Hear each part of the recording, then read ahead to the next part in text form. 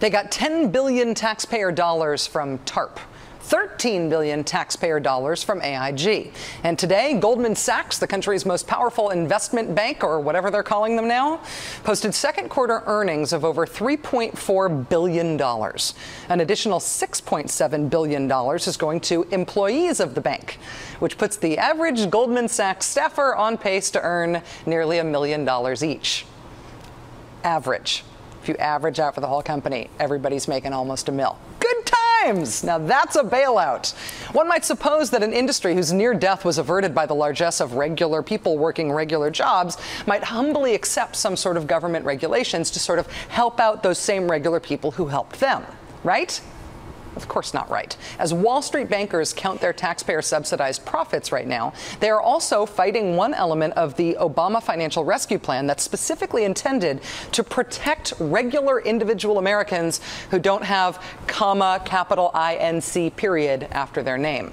It's the Consumer Financial Protection Agency.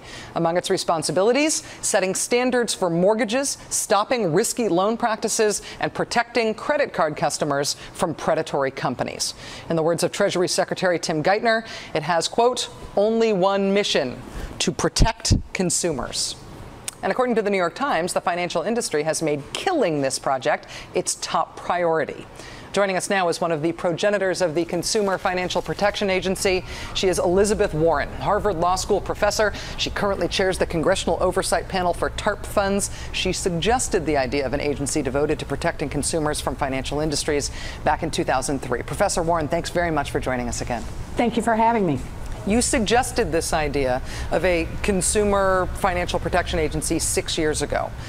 What would this kind of agency actually do? What kind of difference would it make in our lives? You know, it would make a huge difference by just actually doing something pretty small. Take, for example, a credit card. Typical credit card contract today is more than 30 pages long. Back in 1980, it was about a page and a half long.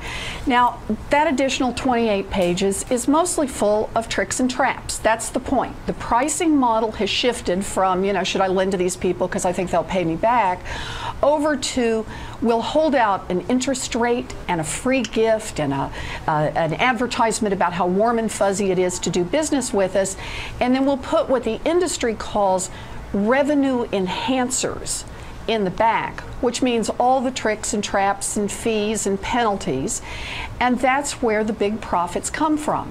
What this agency would say, in effect, is now we're going to go back to agreements that people can read.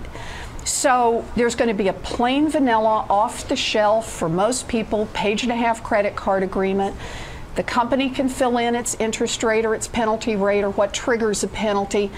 But you can make comparisons, and you can quickly say, hey, that's the one that's the cheapest one, you know, that's the dangerous one, that's how much my free gift is really costing me.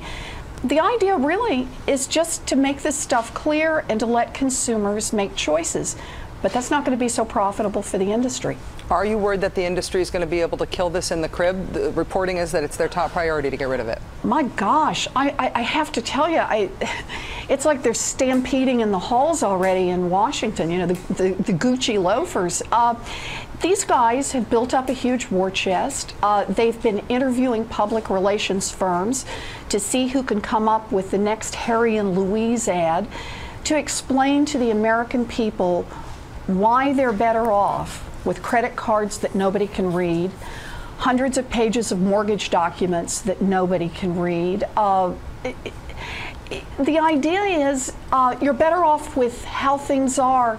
Forget all that stuff that happened over the last few years, and we promise to keep things up just like we did before. I just can't believe they're trying to sell that to the American people.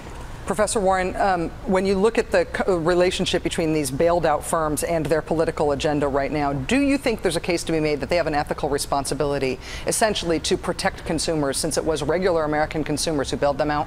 You know, I won't even go to an ethical responsibility to protect them. I just want a level playing field. I really do. I'm not even asking that they have to be extra protective.